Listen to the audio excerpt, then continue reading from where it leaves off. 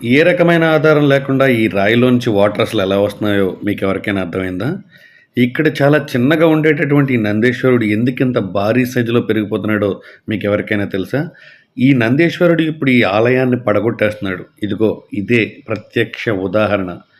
మరో కొన్ని సంవత్సరాల్లో ఈ నందీశ్వరుడే రాయి రూపంలో ఉన్న నందీశ్వరుడు ఈ ఆలయాన్ని కంప్లీట్‌గా భూస్థాపితం చేసేస్తాడనడంలో ఏ రకమైన సందేహం లేదు. 1, 2 కాదు. కొన్ని వందల సంవత్సరాలుగా ఇది పెరుగుతూనే ఉంది. ఎంత పెరిగింది? ఎంత ఉండేది? అసలు ఈ ఎర్రమల కొండలు ఎందుకిలా ఉన్నాయి? అసలు ఇవెక్కడున్నాయి? వీటికి ఎలా చేరుకోవాలి? ఈ ఎర్రమల కొండలు ఎందుకింత విస్తారంగా పెరిగిపోతున్నాయి? ఈ ఎర్రమల కొండల దగ్గర ఉన్నటువంటి ఈ సరస్సుని, ఈ లేక్‌ని ఏమనంటారు? ఇదసలు ఎక్కడ ఉంది? ఇలాంటివన్నీ కూడా ఈ వీడియోలో ఉండబోతున్నాయి. వీడియోని ప్రతి ఒక్కరు చివరి వరకు చూడండి. మీరిచ్చే లైక్ వల్ల ఈ వీడియో రీచ్ కొన్ని వందల, వేల, లక్షల మందికి చేరుకోవాలని నేనైతే కోరుకుంటున్నాను. మీరిచ్చే లైక్ వల్ల ఈ వీడియో రీచ్ అయితే పెరుగుతుంది. అదేవిధంగా ఇక్కడ అగస్త్య మహాముని ప్రత్యక్షంగా ఇక్కడ తపస్సు చేసి స్నానం ఆచరించిన ప్రదేశం ఇది. అవన్నీ కూడా ఈ వీడియో బ్లాగ్‌లో ఉండబోతున్నాయి. మీరిచ్చే ప్రతి లైక్, ప్రతి కామెంట్ మరింత మందికి ఈ వీడియో రీచ్ అవ్వడంలో చాలా హెల్ప్ అవుతుంది. ఈ వీడియో బ్లాగ్‌లో చరిత్రలో ఎంతో ముఖ్యమైన ప్రదేశాల్లో ఒకటిగా నిలిచిన యాగంటి క్షేత్రం గురించి, ఈ యాగంటి దగ్గర ఉన్నటువంటి ఒక ముఖ్యమైన 5 అంశాల గురించి ఈ వీడియోలో నేను మీకు చాలా క్లియర్‌గా ఎక్స్‌ప్లెయిన్ చేసి చూపించబోతున్నాను. అలాగే ఇక్కడ ఉండేటటువంటి సరస్సుకి ఒక ప్రత్యేక చరిత్ర ఉంది. ఇక్కడ ఉండేటువంటి బసవన్నకు ఒక చరిత్ర ఉంది. అలాగే ఇక్కడ ఉన్నటువంటి కొండలకు ఒక రకమైన చరిత్ర. ఇక్కడ ఉన్నటువంటి అగస్త్య మహాముని ధ్యానం చేసినటువంటి ఒక ప్రదేశం ఉంది. ఇలా ఎన్నో అద్భుతాలు కూడిన ఈ ప్రదేశం గురించి ఇప్పుడు నేను మీకు చెప్పబోతున్నాను. వీడియోలోకి వెళ్ళే ముందు అందరూ ఒక్కసారి అయితే లైక్ అయితే చేయడం అయితే మర్చిపోద్దు. ఇప్పుడు నేను యాగంటి దగ్గర ఉన్నటువంటి యాగంటి ఆలయం ముందున్న కోనేటిని అయితే చూపిస్తున్నాను. అసలు ఈ కోనేటిలోకి వాటర్ ఎలా వస్తున్నాయి అనేది ఇప్పటికీ కూడా చరిత్రకారులకు అంతుపట్టని విషయంగానే ఉంది. ఎప్పటికప్పుడు ఫ్రెష్ వాటర్ వస్తూనే ఉంటుంది. ఇక్కడికి వచ్చినటువంటి భక్తులు ఈ ఆలయంలో ఉన్నటువంటి కోనేటిలో స్నానం ఆచరించి ఇక్కడ ఉన్నటువంటి స్వామివారిని దర్శించుకోవడం అనేది కొన్ని వందల వేల సంవత్సరాలుగా జరుగుతూనే ఉంది. ఈ కోనేటికి మధ్యలో ఉన్న నందీశ్వరుడు, ఆ నందీశ్వరుడికి ముందు నుంచి మరొక నందు నుంచి వాటర్ పడడం అనేది అంతు చిక్కని ప్రశ్న అనమాట. కొన్ని వందల వేల సంవత్సరాల క్రితమే ఈ ఆలయాన్ని ఎంతో అద్భుతంగా కట్టించారనడానికి ఇదొక ప్రత్యక్ష ఉదాహరణ. యాగంటిలో ఉన్నటువంటి ఈ ఆలయంలో ఉన్న ఈ కోనేటిని చేరుకోవడానికి 4 వైపుల నుంచి కూడా మనం ఈ కోనేటిలోకి దిగొచ్చనమాట. ఈ కోనేటిలో వాటర్ ఎప్పుడు చూస్తున్నా గానీ చాలా క్లిస్టల్ క్లియర్‌గా ఉంటుంది.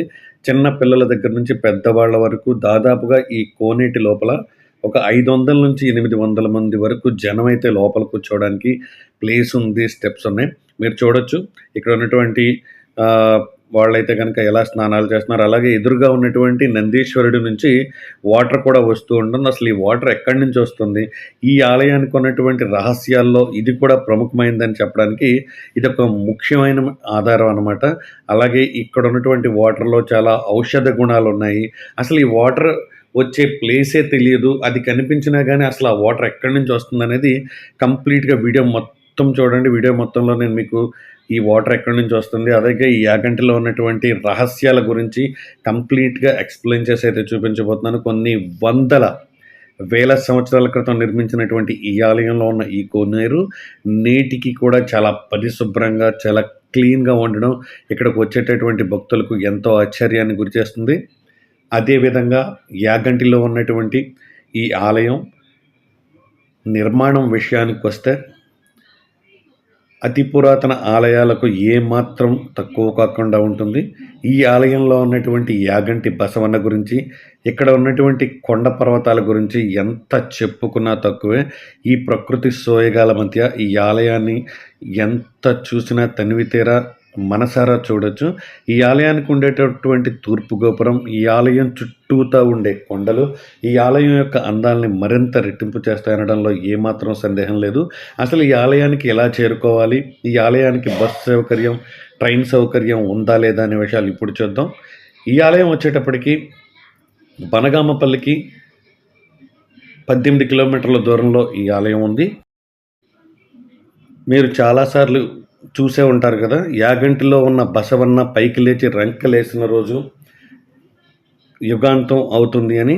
దీని గురించి వీరబ్రహ్మం గారు కూడా కాలజ్ఞానంలో చాలా ప్రత్యేకంగా రాశారు.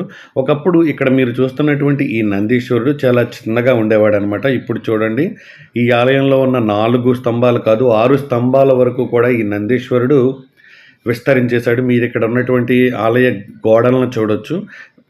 ఆలయానికి మధ్యలో ఉండే నందీశ్వరుడు ఆలయం చివరకు చేరుకోవడం మీరు గమనించవచ్చు. ఇక్కడ ఉండేటటువంటి స్టోన్స్‌లో ఉన్న ప్రత్యేకత లేదంటే నిజంగానే పోతులూరి వీరబ్రహ్మేంద్ర స్వామి వారు రాసినట్టుగా యుగాంతం అయ్యేసరికి ఇక్కడున్నటువంటి బసవన్న పైకి లేచి రంకె వేస్తాడు. ఆ రంకె వేసిన టైంకి యుగాంతం అవుతుంది అని చెప్పి పోతులూరి వీరబ్రహ్మేంద్ర స్వామివారు ఆయన రాసినటువంటి కాలజ్ఞానంలో రాశారని మీకు అందరికీ విదితమే. అలాగే ఇక్కడ చూడండి నేను ఇప్పటి వరకు లెఫ్ట్ సైడ్ చూపించాను. ఇది రైట్ సైడ్. ఇది ప్రత్యక్ష సాక్ష్యం అనమాట. ఆ కాలు అనేది ఈ ఆలయ మండపం కిందకి ఆ స్తంభం కిందకి కంప్లీట్గా వచ్చేసి ఆ రాయిని కూడా కట్ చేసేసింది అనమాట. అలాగే అది ఫ్రంట్ ఉన్న లెగ్ అనమాట. బసవన్నకు ఉండేటటువంటి 4 లెగ్స్ 4 కాళ్ళల్లో నేను మీకు బ్యాక్ సైడ్ ఉన్నటువంటి కాలుని చూపించాను. ఇప్పుడు ఫ్రంట్ సైడ్ ఉన్నటువంటి కాలుని చూపిస్తున్నాను చూడండి. ఇదంతా కూడా కంప్లీట్‌గా సైజ్ అనేది పెరిగిపోయింది. ఇదివరకు ఈ యాగంటి బసవన్న చుట్టూరు ప్రదక్షిణలు చేయడానికి సమయం ఖాళీ ఉండేది. ఇప్పుడు కనీసం ప్రదక్షిణలు కాదు కదా! నిలబడడానికి కూడా సరైన సదుపాయం లేదు. అంతగా ఈ యాగంటి బసవన్న పెరిగిపోవడం మీరు గమనించవచ్చు. ఈ ఆలయంలో ఉన్నటువంటి ఒక ముఖ్యమైన విషయం ఏంటంటే మనం మొబైల్ కానీ ఏదైనా లోపలికి తీసుకెళ్ళి ఫోటో సెక్షన్ కానీ వీడియో అనేది కానీ నెమ్మదిగా కుదిరినంత వరకు తీసుకోవచ్చు. ఇక్కడికి వెళ్ళే భక్తులకి అలాగే వెళ్ళేటటువంటి పర్యాటకులకి ఈ విషయాన్ని అయితే నోటీస్ చేయాలనుకుంటున్నాను. మీరు ఫ్రంట్ ఉన్నటువంటి లెగ్ని చూడొచ్చు. ఆలయం ఉన్నటువంటి ఈ స్తంభాన్ని కంప్లీట్గా ఎదరికి కుచించి వేస్తుంది అనమాట. అదేవిధంగా ఈ ఆలయంలో ఉన్న ముఖ్యమైన అంశం ఏంటంటే ఈ యాగంటి బసవన్న చెవిలో మీరు అనుకున్నది కనుక చెప్తే ఖచ్చితంగా అది జరుగుతుంది అని ఈ ప్రాంత సీమవాసులు నమ్మేటటువంటి ముఖ్యమైన మాట అనమాట అది. చూడొచ్చు ఇక్కడ స్తంభాలన్నీ కూడా ఎలా పక్కకు జరిగిపోయినాయో. ఈ కాళ్ళు అంటే ఈ బసవన్న కాళ్ళు ఎద్దు కాళ్ళు అనేవి మొత్తం సైడ్‌కి వచ్చేయడం వల్ల ఈ స్తంభాలనేవి వాటి పొజిషన్స్ అనేవి కంప్లీట్‌గా డైరెక్షన్స్ అయితే చేంజ్ అయిపోయినాయి. ఈ ఆలయంలో ఉన్నటువంటి ఈ యాగంటి బసవన్నను, ఈ యాగంటి క్షేత్రానికి ఇంతకుముందు వచ్చినటువంటి మన సబ్స్క్రైబర్స్ కానీ ఎవరైనా వచ్చుంటే కనుక కింద కామెంట్ సెక్షన్‌లో కామెంట్ చేయండి. ఎవరైతే ఈ యాగంటి క్షేత్రానికి వచ్చిన వాళ్ళైతే ఉన్నారో ఆ భక్తులైతే చూడొచ్చు. లోపలికైతే ఎలా వెళ్తున్నారో మాతో పాటు వచ్చిన మా బ్రదర్ ఇన్ లా అలాగే మా సిస్టర్ అయితే గనుక టెంపుల్ లోపలికి వెళ్ళడానికైతే రెడీగా అయితే ఉన్నారు. ఇప్పుడైతే గనుక నేను మిమ్మల్ని అగస్త్య మహాముని దీక్ష చేసి ఆయన కాలకృత్యాలు అలాగే స్నానం చేసినటువంటి ప్రదేశాన్ని అయితే గనక నేను ఇప్పుడు మీకు చూపిస్తున్నాను. ఇక్కడే అగస్త్య మహాముని తన దీక్షని అయితే చేపట్టబోనారనమాట. ఇక్కడ ఒక మిస్టీరియస్ ప్లేస్ ఉంది. ఆ మిస్టీరియస్ ప్లేస్ అనేది మీకు ఇప్పుడు నేను చూపిస్తున్నాను. కింద చూడండి వాటర్ అసలు ఎక్కడి నుంచి వస్తున్నాయో కూడా తెలీదు. ఇదేననమాట ఈ చిన్న గృహాలయంలోనే అగస్త్య మహాముని ఘోర తపస్సును చేసి శివపార్వతులను ప్రత్యక్షం చేసుకున్నాడు. అలాగే ఇక్కడ మీరు బ్యాక్ సైడ్ ఉన్నటువంటి ఈ అద్భుతమైన కొండ ప్రాంతాన్ని అయితే మీరు చూడొచ్చు. ఇదంతా కూడా ఒకటే రకమైన స్ట్రక్చర్‌లో ఉంటది. అలాగే మీరు ఇక్కడ వాటర్‌లో కింద ఉన్నటువంటి చేపలు చూడండి ఎంత క్లియర్‌గా కనపడుతున్నాయి. ఇక్కడ వాటర్ ఇంత స్వచ్ఛంగా ఉండడానికి రీజన్ ఏంటనేది చరిత్రకారులకే కాదు సైంటిస్ట్‌లకి కూడా అస్సలు తెలియట్లేదనమాట. వాటర్ అయితే చాలా ప్యూర్‌గా ఉంటాయి. చాలామంది ఇక్కడ వాటర్ తాగుతారు. చాలామంది ఇక్కడ వాటర్ నెత్తిన జల్లుకుంటూ కూడా ఉంటారనమాట. ఇక్కడ ఈ అగస్త్య మహాముని ఇక్కడ ధ్యానం చేసిన ప్రదేశంలో చాలా అద్భుతాలు జరిగాయి. చాలా అద్భుతాలతో కూడిన ప్రదేశం అని నమ్ముతూ ఉంటారు. ఇక్కడ పశుపక్షాదులు కూడా కోతులు కానీ, పక్షులు కానీ అన్నీ కూడా ఇక్కడికే వచ్చైతే వాటర్ తాగుతూ ఉంటాయి. ఈ వాటర్‌లో చాలా ఔషధ గుణాలున్నాయని, ఈ వాటర్‌లో ఎవరైనా దీర్ఘకాలిక సమస్యలతో బాధపడేవారు ఈ వాటర్ తాగితే వారికి నయమవుతుందని కూడా చాలామంది నమ్ముతూ ఉంటారు. అదేవిధంగా అసలు ఇక్కడ ఉన్నటువంటి ఈ అగస్త్య మహాముని దీక్ష చేసిన ప్రదేశంలో వాటర్ అసలు ఎక్కడి నుంచి వస్తుందనేది ఎంత ట్రై చేసినా ఎవ్వరికీ అర్థం కాదు. ఇప్పుడు నేను మీకు వీడియో బ్లాగ్‌లో చూపిస్తున్నాను కదా! ఈ వీడియోలో ఇప్పుడు మీకు కనిపించే ఏరియా నుంచి వాటర్ అయితే వస్తుందనమాట. అక్కడికి ఒక పైప్ సదుపాయం లేదు, ఏమీ లేదు. ఆ రాళ్ళలో నుంచి అదే ప్రదేశం నుంచి ఇప్పుడు మీకు ఇందాక కొలంలో ఒక వాటర్ చూసారు కదా! ఆ వాటర్ అంతా కూడా ఇక్కడి నుంచే వెళ్తుంది. ఇప్పుడు మనం ఈ యాగంటి క్షేత్రానికి ఎలా చేరుకోవాలనేది చాలా క్లియర్‌గా చెప్తాను వినండి. యాగంటి క్షేత్రం బనగామపల్లి నుంచి 18 కిలోమీటర్ల దూరంలో ఉంది. యాగంటి బస్ స్టాండ్ నుంచి మీరు బయటికి కనుక వస్తే రూ. 20 షేర్ ఆటోకైతే తీసుకుంటారు. అదే మీరు అప్ అండ్ డౌన్ గనక మాట్లాడుకుంటే రూ. 200 తీసుకుంటారు. ఈ బనగామపల్లి చేరుకోవడానికి విజయవాడ, హైదరాబాద్ నుంచి డైరెక్ట్ బస్ సదుపాయం ఉంది. డైరెక్ట్ బస్ సదుపాయం లేని వారు నంద్యాల ముందు చేరుకోండి. నంద్యాల నుంచి మీరు బనగామపల్లి, తర్వాత యాగంటి క్షేత్రానికి చేరుకోవచ్చు. ఈ ఆలయాన్ని 5, 6 దశాబ్దాల్లో నిర్మించారు. ఈ ఆలయాన్ని కట్టించిన రాజులలో చోళులు, చాళుక్యులు, పల్లవులు, విజయనగర రాజులు ఈ ఆలయ నిర్మాణాలలో వారి కాలాలలో ఖ్యాతి గడించారు. ఈ ఆలయం ముఖ్యంగా అభివృద్ధి చెందడానికి విజయనగరం రాజులైన హరిహరరాయలు, బుక్కరాయలు ముఖ్యమైన పాత్రను పోషించారు. అదే విధంగా ఈ ఆలయంలో మీకు ముందుగా చెప్పినట్లే లాస్ట్ సీక్రెట్ ఏంటంటే, ఈ ఆలయం చుట్టుప్రక్కల ఎక్కడా కూడా కాకులనేవి మీకు కనిపించవనమాట. ఎందుకంటే ఇక్కడ అగస్త్య మహాముని ధ్యానం చేసే సమయంలో కాకులనేవి చాలా డిస్టర్బ్ చేసేవట. సో, ఆయన శపించడం వల్ల ఈ కాకులనేవి ఈ ఆలయం చుట్టుపక్కల పరిసర ప్రాంతాల్లో కనిపించవు. మీకెక్కడ చూసినా యాగంటి చుట్టుపక్కల కాకి అనే మాట, కాకి అనేది అసలు మీకు కనిపించదు.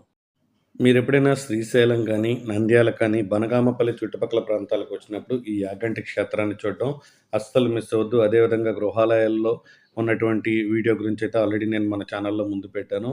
ఆ వీడియోని కూడా ఖచ్చితంగా చూసి లైక్ అయితే చేయండి. ఈ వీడియోపై మీరిచ్చే ప్రతి లైక్, ప్రతి కామెంట్ మరి ఎంతోమందికి ఈ వీడియో అయితే గనక సజెస్ట్ లిస్ట్‌లో అయితే వెళ్తుంది. ఈ ఛానల్‌లో వచ్చేటటువంటి వీడియోస్ అన్నీ ఇంకా ఫాలో అన్నవాళ్ళు మన ఛానల్‌ని సబ్స్క్రైబ్ చేసుకోండి. అదేవిధంగా ప్రక్కనే ఉన్నటువంటి బెల్ ఐకాన్‌ని ఆల్‌లో పెట్టుకోవడం ద్వారా మన ఛానల్ నుంచి వచ్చే ప్రతి వీడియో కూడా మీకు నోటిఫికేషన్ రూపంలో రావడం జరుగుతుంది. అలాగే రానున్న రోజుల్లో కంటిన్యూస్‌గా అయితే వీడియోస్ అయితే వస్తున్నాయి. ఇంకా మన సౌత్ ఇండియా ట్రిప్‌లో ఆల్మోస్ట్ ఇంకా మనకి 20-30 వీడియోస్ అయితే మన ఛానల్ నుంచి అయితే రాబోతున్నాయన్నమాట. మీరు చేస్తున్న హెల్ప్‌కి, అలాగే మీరిస్తున్న సపోర్ట్‌కి నేనెంత మీకు థాంక్స్ చెప్పినా తక్కువే. జై హింద్, జై భారత్. నెక్స్ట్ వీడియోలో